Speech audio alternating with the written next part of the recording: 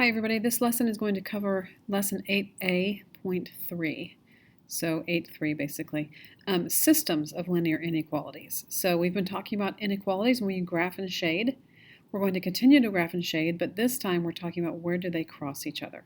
So remember that when we just finished the unit on systems of equations and we would graph two lines and we would say, okay, where do those lines intersect each other, and wherever they hit each other, that's your answer, that's your solution.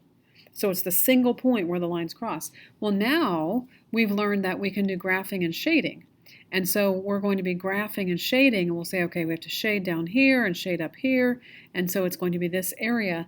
And so now the area is everywhere in that shaded area. It's the whole area where the shading crosses each other.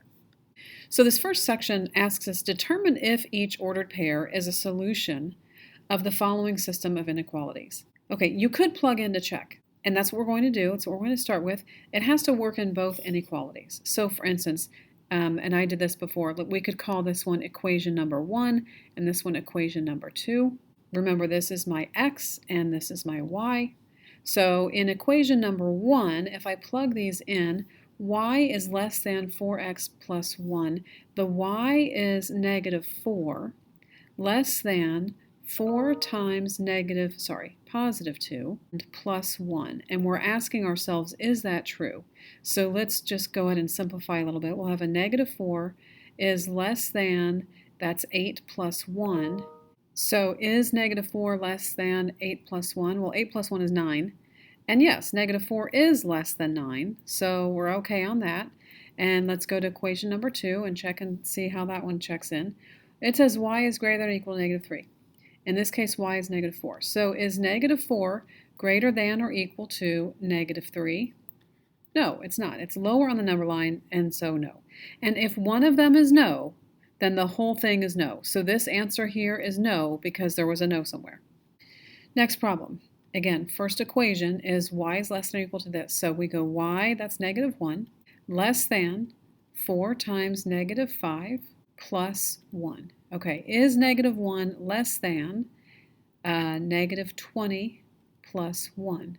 Well, that's negative 19. Negative 1 is not less than negative 19, so the answer is no.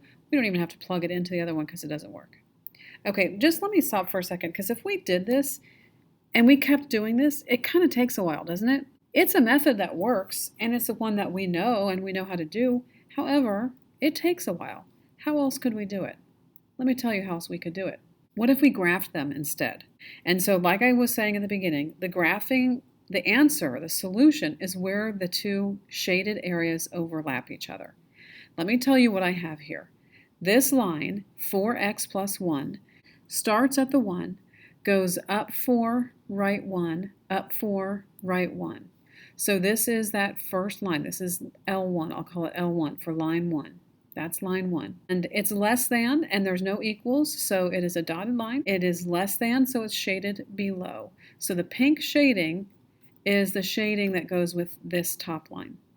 The other line, y is greater than or equal to negative 3, I can see I made a mistake because it's greater than or equal to negative 3. So it's this line. Here's the y, negative 3. I should have made this one solid. I made it dotted, and that was wrong of me. So I'm going to fix it. It is now solid, and it is greater than. If it's greater than, it's above, so it's going to be everything in here. So the shaded area that is the solution is where these overlap each other, and that's this little corner over here. What we can do now is we can see, do each one of these fit in here? So let me show you what I mean. The point 2, negative 4. If I go to 2, negative 4, it's going to be down here. It is outside of the shading. I'm kind of messy down there, but it's not in it. This was at negative 3, so it does not qualify. That's a no. How about negative 5, negative 1? Negative 5, negative 1 is about here. Once again, it's outside the shaded area. Does not work. How about the point 3, 1? So what I'm saying is now for these two, we don't have to do all that. We've already got it graphed, so let's just go with this. 3, 1 is over 3, up 1. That is right about there.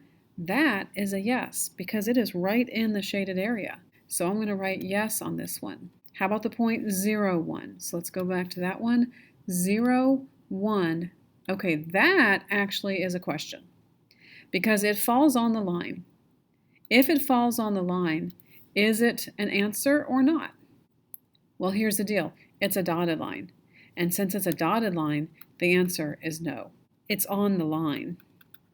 And if it's on the line, if it's a solid line, that would be a yes. But if it's a dotted line, it's no, because the dotted means does not equal to. It's only less than that we're concerned about. So like in this pink shaded area, it's only the pink stuff. It's not the line itself. So that's a no. Okay, so the benefit of graphing is you don't have to plug in every single one every single time. The graph shows you the whole spectrum. Any point inside this area, every single point inside this area will work for both equations. And you might be wondering, why do I care about two equations? Well, sometimes there are times that you need two things to happen. Like it has to be warmer than, I don't know, like sometimes there's spray paint.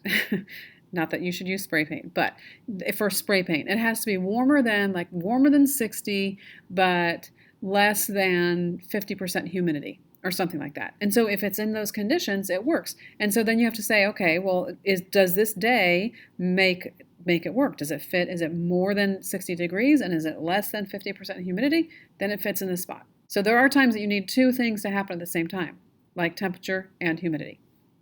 Let's take a look. How do we graph these? X is greater than or equal to -1. It's either horizontal or vertical. Do you remember which one it is? It's a straight up and down or it's a straight across. Let's go to the axis. Here's the x-axis. Here is my -1. It's going to go up and down. Is it a solid line or a dotted line? It is a solid line because there's an equal. Anytime there's equals, it's solid. It's greater than. Which way is greater than? Greater than is over here. All right, the other line. Y is less than 3. Here's my y-axis. Here is 3 on that y-axis. Less than. Dotted line. Because there's not an equal sign, it has to be dotted.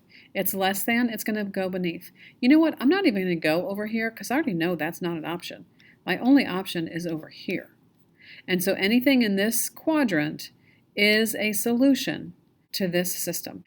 Okay, here we have this first one starts at 2 on the y-axis. It goes down 1, right 1, down 1, right 1, down 1, right 1, etc. Up 1, right 1, up 1, right 1, up 1, right 1, etc. It is a solid line because it has an equals with it. So I'm going to go and connect these with a solid line. Okay, there's my line. Greater than. Greater than means above. Next line starts at 1, just barely underneath there. It's going to go down 1, right 2, down 1, right 2, down 1, right 2, etc. Or up 1, left 2, up 1, left 2, etc. And again, I'm going to connect those with a line. Should it be dotted or solid? This time it's dotted because there's no equals. So here's that line. Is it greater than or less than? This time it is less than. So it's going to go below the line. So the top line went above this line. So just to clarify, it did go in this little sliver area. And the reason I'm pointing that out is this next one has to go below the dotted line. So it's like this teeny tiny little area here. This is our area. That's one that's going to work. Anything in this area will qualify. All right, number 3 starts at 3, goes down to right 1, down to right 1, down to right 1, down to right 1, or up to left 1, etc., etc. Dotted or solid? This time it's dotted. So this is my L1. My top line, it says less than, so it's going to go below the line. Next one, we talked about how we could do the cover-up method, but actually in this unit, it actually makes more sense to do the converting. And so I'm going to convert it to slope-intercept form. Divide by -6. Oh, you know what? I'm going to bring down my 0 just to make it a little bit less confusing. That's going to help us, I think. So now this divided by -6 is just a y. When I divide by a negative, my sign has to flip. Negative over negative is a positive, and 2 over 6 reduces to 1/3. And this is just a 0. Okay, this is why I kept the 0 in there, is because without that 0, sometimes people get confused on where to go. You start at the 0. And if I drop that off, you might not know that. But you start at the 0. You go up 1, right 3. up 1, right 3, or down 1, left 3, down 1, left 3. This time, solid or dotted? It is solid. And above or below, we're going to look down here to decide if it's above or below. This time it's above. So I'm going to go above the line. So again, it's this little area, this quadrant over here is my solution. Okay, let's turn the page. We've had a lot of examples, so I'm not going to do number 4 because we've done a bunch of them already. Let's skip down to number 5 though, because it's a little bit more interesting. Here's what I mean by interesting. Let me again call this line 1 and this line 2. Line 1 is going to start at 3 and go up 4 and over 3. That takes me off the graph, but that's all right. I'm going to go down 4 and left 3. Okay, dotted or solid? Looks like dotted. Okay, let's think about shading. Shading goes underneath. It's less than. Let's look at the other line. The other line starts at -3, goes up 4, right 3, up 4, right 3, or down 4, left 3. Takes me off the graph, that's okay. These are parallel lines. Can you see that those are parallel? That's why I wanted to do this one. I just think it's interesting that they're parallel. And let's take a look. If we graph it, I need to graph this line. Is the graph going to be solid or dotted? It's going to be dotted. So I have parallel lines. How about which way is it going to shade? Is it going to shade above or below? It's going to shade above. So my answer to this problem is everything in the middle. Everything in between here. Anything in here would work. This stuff qualifies. Anything out here, too big. Anything out here, too small. Has to be in this area. Okay, these last two are kind of challenging. I think we can do them. I'm going to call this L1 and I'm going to call this L2.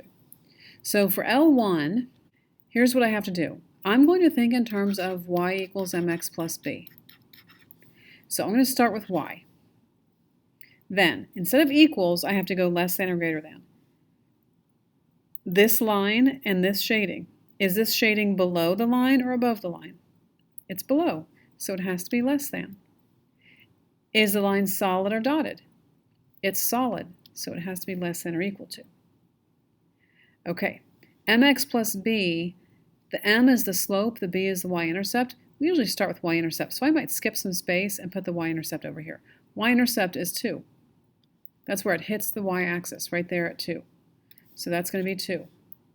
Then the slope, I go down 3, right 1. Down 3, right 1. Down 3, right 1 means negative 3x, and the 2 is positive. So that's line 1. Line 2, it starts at -2. Sorry, I should say y equals. We're going to start with y equals. It's shaded above, so is that greater than or less than? That's greater than. Okay, we look at, is the line dotted or solid? It is dotted, so there's not an equals. Okay, now we're going to talk about the mx plus b. Starts at -2, that goes up the end of the equation. And our slope, we're going to count, it looks like up 1, right 1, up 1, right 1, up 1, right 1. Up 1 over 1, that just means 1x. So this equation is 1x minus 2. All right, number 2, let's call this one L1, and we can call this one L2. So L1 is straight across, and it hits the y-axis. So I made a y real quickly, but it could have been an x. But actually it is the y because it hits the y there at 3. It is going down, it's below, and it's dotted. Okay, so below means less than. Yikes. Okay, so it's less than means below. Dotted, no equals with it. And it hits the 3. Its y is less than 3. That's it. Because there is no slope. The slope is 0. So there's no x because it's 0x. Okay, L2, here it is. It is a solid line, and it's shaded above. Above, solid. Above means greater, solid means line. mx plus b starts at -3. I'm going to put that over here. It goes up 1, 2, 3 over 1. 1, 2, 3, 1. So it goes up 3 over 1. That's a slope of 3x. So that's our equation there. Okay, those last two are kind of challenging, but you know what? I think we can do them. I think you guys are good at this. So we will talk about questions tomorrow in class, and we'll work on this tomorrow.